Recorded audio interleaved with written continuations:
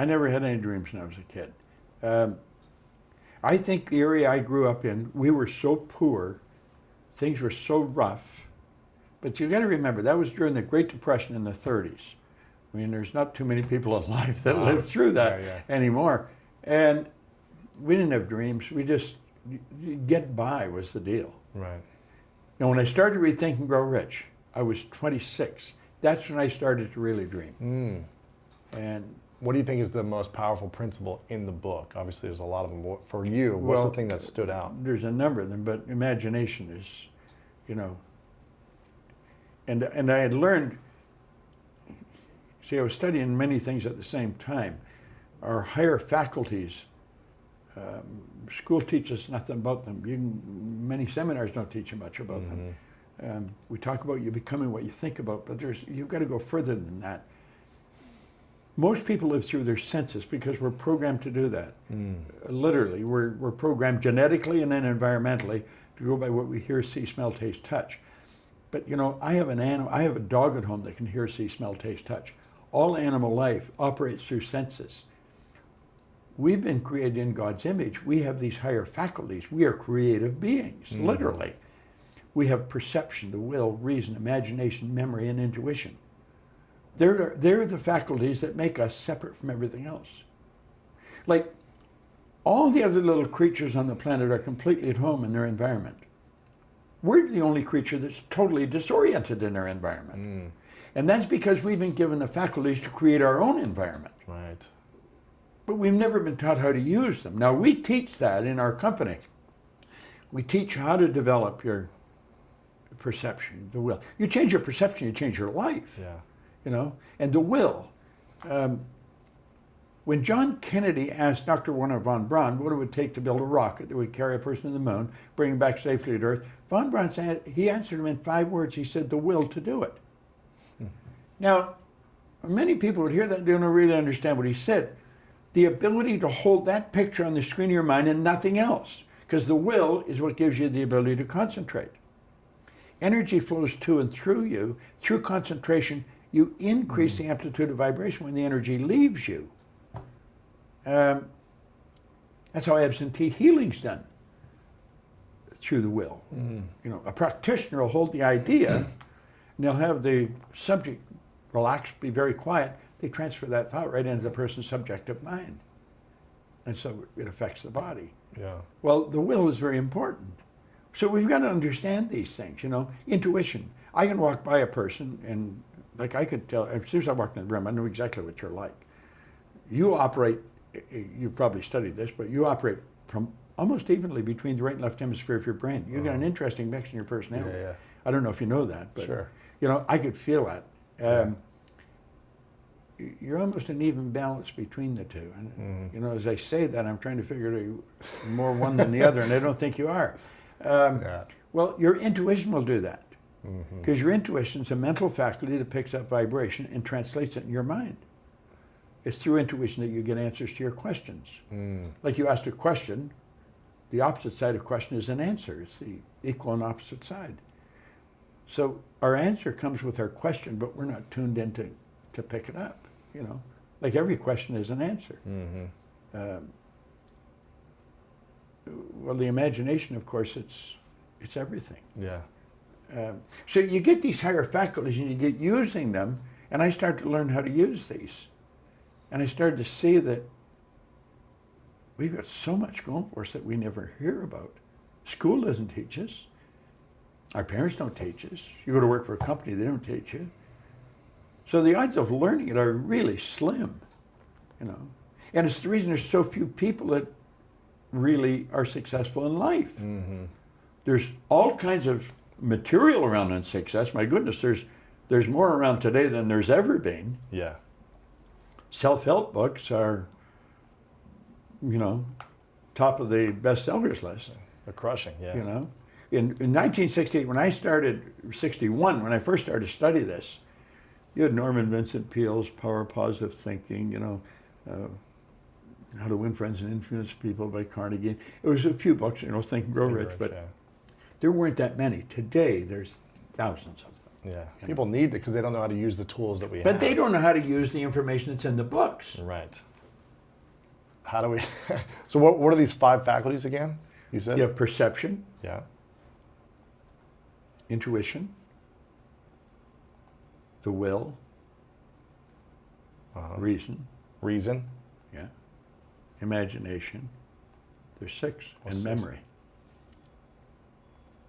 Like everybody has a perfect memory. It's just weak.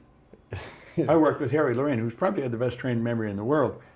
And I asked him one time, I said, Harry, how long do you remember something? He says, till I want to forget it. We had a man, Abdullah, over from Saudi Arabia for a matrix seminar that we conduct. And he was teaching, he was a psychiatrist, he was teaching people to memorize the Quran. Jerry Lucas, great basketball player, he was teaching people in San Fran to memorize the Bible. We have a perfect memory. It's just weak. We never develop it. Right. But we grow up, I've got such a bad memory. Well, there's no such thing as a bad The memory. more you say it, the more you're going to convince yourself that it's weak. That's exactly, yeah. Which faculty of the 6 was the hardest for you to tap into and Well, become a master they're of? all difficult to tap into because we're programmed not to use them. Why is that? Because there's only one problem in the whole world, and that's ignorance. We didn't know we had them. See, people talk about perception, but they don't see it as a mental faculty. You know, it's just a word. If I have a challenge, if something I'm really struggling with, I've learned how I'll take and I'll write it out on a piece of paper as clear as I can, as if I was going to give it to you and then you'll understand the same as I understand the problem. I'll put it in the middle of a table and I'll sit and look at it. And I'll keep asking, now, is that problem in me or is it on the paper? Is it in me? And I'll work until I get it on the paper, get it out of myself. For example, what do you mean, like a problem that you might? Well, anything that I'm trying to figure out, maybe how to improve a particular seminar I'm just not happy with. Now, I've been doing it for a long time, you know. So you would write down. Yeah, write down the problem any is the problem seminar. you've got. I don't care what the problem is. Maybe you're short of money. You're not having enough money. Right. Write that down. Right. You know, you're short of money for a purpose. You were wanting to buy a building or something. So you look at the paper and then you ask yourself, Is the problem in me or is it on the paper? And you work until you get it on the paper. Get it out of yourself. So you can look at it objectively like a stranger would. And then go and sit on the other side of the table. And I may say, now, you know, how would Lewis Howes look at this? yeah, How would he handle this? I may go sit at the end of the table and literally move physically and say, how would Earl Nightingale handle this? How would he see this? I may say, how would Napoleon Hill go somewhere else? And the person doesn't have to be alive. They could be dead. Right. Their energy's not dead. It's Yeah. always here. And, well, what you're doing is shifting your perception. As you change your perception, you eliminate the problem. The answer's there. But you've got to get in harmony with it. You know? So any one of them, you take any one of them. The will, like we were talking, the will. If somebody's standing behind you, let's say in a mall, and they're staring at you, you feel them staring at you, don't you? yeah, Why? Feeling is conscious awareness of vibration. And when a person's staring, they're concentrating, they're sending such a powerful charge of energy at your brain that you start to feel it. You turn around, sure as hell, there's somebody there staring at you. Concentration increases amplitude of vibration. There's a power flowing to and through us all the time. It never stops. You can photograph the energy leaving the body. Well, concentration increases it, makes it more powerful. So whatever you concentrate on, you're giving more energy to. Emerson said the only thing can grow is the thing you give energy to. So as you start to learn how to utilize these higher faculties, you start to learn how to improve the quality of your life. And you start to see why you're God's highest form of creation. You know, it's like I don't see God as a man on a cloud. right. Just going to answer my questions for me. You know, as a great author one time said, God will feed every bird, but he's not going to put food in their nest. You got to do it. You know, God's not going to do it for us. We got to do it. Yeah. And so we've got these higher faculties. We've got to learn how to utilize them. Which one was the hardest for you to learn how to utilize, and which one do you think is the hardest for the majority of people? Intuition. Was for you and everyone else? No, not for me. Intuition for everyone No, else. Yeah, because I made up my mind I was going to study that one. I saw a guy that was very intuitive, and I wanted to be like that. And I thought it was, I would have said when I first saw it, he was psychic. Well, the truth is, he was psychic, but we're all psychic. We are. Psyche is just Greek word for mind. And so I was fascinated with what he did. He could just look at you and read the situation. And I want to learn how to do that. Yeah. So I made up my mind I was going to study it. And in a seminar, if I'm teaching this, the one thing everybody wants to know, how do you develop your intuition? Because you can get, intuition is a feeling that you pick up. Intuition reads feeling. Feeling is conscious awareness of vibration. So you're reading vibration. Vibration is a natural law of the universe. Like your body vibrates. You're a vibration by high speed of vibration. Well, you've got to take your mind off yourself if you're going to read the other person's energy. You got to focus on the other So person. you can't be insecure when you're trying to be intuitive? Oh, no. You can't be doubting yourself? You can't be lacking something? You have to give all of your attention to the person you're working with. Yeah. And of course, that's a secret for speaking too. Most people don't do that. We're more concerned, what's he think of me? Does she like me? And is my tie straight? Is this? What am I going to say next? Yeah. What am I going to say? Am I going to say the right thing? You got to take your mind off yourself totally and put it on the other person, and you got to be relaxed. You got to get very relaxed, and you'll tune into their energy. You start to feel it. Like if you're with somebody and you say, God, they were interesting. Why were they interested? Because they were interested. If you want to be loving, be lovable. If you want to be loved, be lovable. If you want to have friends, be friendly. The most interesting person in the room is the most interested person in the room. Exactly. That's what I always learned. That's the truth. One of the things I used to be, I love everything you're saying. I get so excited. That's why I'm passionate about this, because I was telling you beforehand that I was terrified to speak in front of a few people, in front of an audience of 3, 5, 10. It was terrifying. The idea of being in front of 100 or 1,000 people was like, I'd rather, curl up in a ball when I was 18, 22, in those ages. And I remember someone telling me, I heard that somewhere, the most interesting person in the room is the most interested. And I said, that takes all the pressure off of me. I don't have to say anything interesting. I don't have to be like this funny, charismatic. Just have to be interested. Just listen. Yeah. And ask interesting questions or ask a thoughtful, genuine question. It doesn't have to be smart. Just. See, most people, they don't even remember the person's name. Yeah. Why? Because they're not interested in their name. They're too focused on themselves. What does the person think of me? If you're really interested, you're going to remember the person's name. Yeah.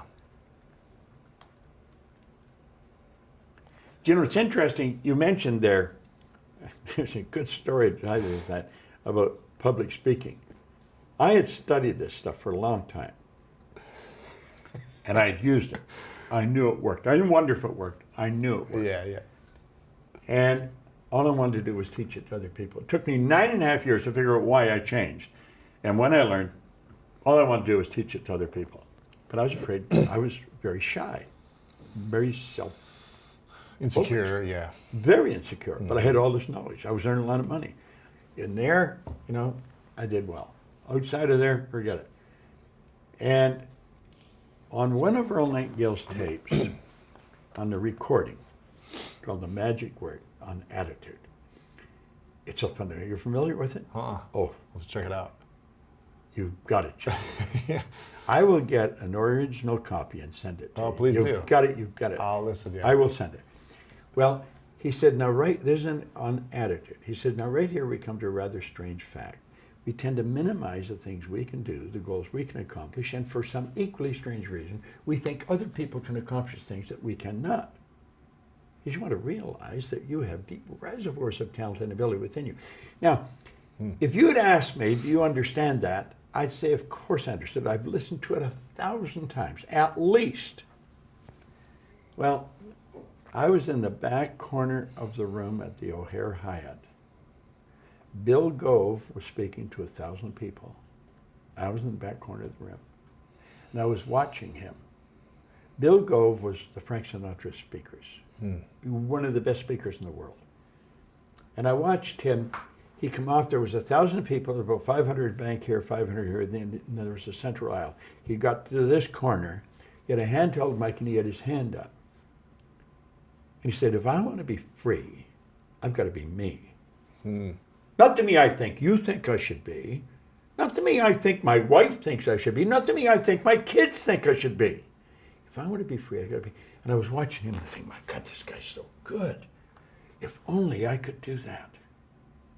I could never do that. All of a sudden, that record of Earl started to play in my head. Now right here, we come to a rather strange fact. We tend to minimize the things we can do, the goals we can accomplish. And I thought, damn, that's what Earl means. And I suddenly realized, and I had been listening to this thing for years, if Gove could do it, I could do it. And I made up my mind, I was going to learn how to speak like he did, and I was going to get him to teach me. Wow. And so he became a mentor of mine. I paid him a lot of money just to sit down and talk to him for a few minutes, a number of times. Now, I speak nothing like Bill Gove. Right. I mean, I'm nothing like him. He speaks totally different than me. Although I'll speak to thousands of people at the same time. What he taught me was to be relaxed in front of the audience. That was the big lesson. If you're not relaxed in front of an audience, the audience will know it. How do you relax in front of an audience when you're terrified? You've got to think of the audience. You've got to think of how you're going to, what you're helping, how you're going to teach them something. Another mentor of mine a couple years ago told me something similar, because I'd been training in Toastmasters and had coaches and had overcome a lot of my fears of speaking in front of big crowds. And I got pretty good. I was getting paid, big fees and things like that, but I was still nervous a little bit before and felt a little insecure. And I remember calling him about 15 minutes before, being like, can you give me some grounding? Can you give some coaching? And he said, don't make it about you, make it about them. You're gonna mess up, be okay with it. You're not gonna remember every word you wanna say. Don't beat yourself up. Focus on them and how you can serve. Don't focus on yourself. And that's when everything started to shift. Just like you said, when you focus on service to the audience. You got to fall in love with helping that audience. Helping, giving, doing whatever you can to serve, you stop worrying about everything the way you look. It's the same thing when you're having an interaction with a group of people and you're just listening and you're not worried about what people think about you. You're just being interested in them. You got to have a very confident feeling in about what you're doing. How do people build that confidence if they don't have it? Well, you build confidence by learning, don't you? I mean, that's the only way you get confidence. Yeah. I went to a nightclub in London, England, back in the 60s. The talk of the town. It was the largest supper club in the world. And the show they had was the Wild West. And it was like a Vegas show. And they'd bring in, that show may run for 2 or 3 years. And they'd bring in the stars to work it. And I went one night and I had a seat right by the stage. There was 1,000, they'd set 1,000 people down to dinner in the talk of the town. It's not open anymore. Wayne Newton was the star. Wow. Wayne Newton was a kid. He was 20, maybe 21. His brother was playing with him, playing guitar in a little group of his. He walked out on that stage, bang, just like that. He owned that place. I never forgot that. That guy was so confident. And he had that audience in the palm of his hand right away. Whenever I go to speak, I will find a place, if I'm speaking to a group, they go in the kitchen, sit down. I've learned if you're dressed, they'll think you own the place. They just leave you alone. And I'll sit down there, and I see Wayne Newton walking on that stage as a kid. That's what you got to do. You got to really fall in love with the idea of helping the audience, and you own the place. You go, and you're going to be and deliver. And anytime you see a star come out, they own the place when they walk out. But they've fallen in love with helping you. Something else, it sounds like you've mastered the power of alter ego. For me, as an athlete, I used to be scared to perform, to play in front of big games. And I used to tap into Jerry Rice because I was a wide receiver and Jerry Rice was, the best. And so I was just like mimicking him. I was like, how would Jerry Rice do this? How, you know, how did he carry his body, his chest? How did he walk on the field, his swagger, his confidence? And I just acted like I was Jerry Rice. I became him when I stepped on the field, and it helped overcome the insecurities of the nerves by just embodying the energy of Jerry Rice. It sounds like you've been doing that. I do that in Wayne. different ways with different people. Yeah, in different scenarios, right? Yeah, like years ago, I started to realize the real power of self-image, studying Maltz's work. And I will, and I've taught this to many people, I will build an image, different parts of my personality. I will see someone that I really, something they do that I really admire, the way they do it. And I will adopt that. Now, I've got this, I've been doing this for years. And if you were to watch me going from one place to another, I never walk fast. Never. When I was a kid, this stuck in my mind. There was another kid, Donnie Miller, lived down the street from us. Now, this was during the Second World War, so there were no fathers at home. They were all always shooting at each other. But his dad was home. His dad wasn't well. His dad had had a heart attack, so nobody went around his house because his dad was sick. They'd come around the other houses. But the doctor must have told his dad to walk. His dad was always dressed, suit, shirt, tie. And I'd watch him walk up and down the street. I'd see him every now and then. He'd walk up and down the street. And he had this real relaxed walk about him. And when I was building self-image, a picture of his dad stuck in my mind. And so I sort of mimicked his walk. Wow. You know, but I've done different things. Like, I used to watch Earl Nightingale record. When I first went to work for him, he had a recording studio. It'd be like this, there was a window. My office, I could look in when he was recording. And one day I realized he's talking to that damn microphone. Right. He does a microphone. And I thought, that microphone's a person to him. Now, you create all great broadcasters, they just talk to one person. They don't imagine say the you person. people or you folks or talk to you. But they'd be talking, and I realized he's talking to the microphone. So in a recording, I talk to one person. It's a microphone. If I'm working with an audience, I talk to one person.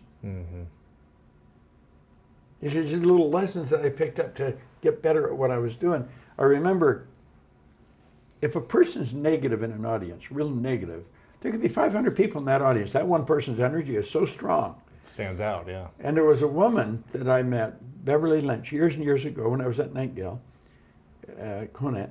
And I asked her one time, I said, she was the speaker. I said, Beverly, what are you doing? There's a negative person in the audience. She smiled. And she says, you talk to the light, not the dark.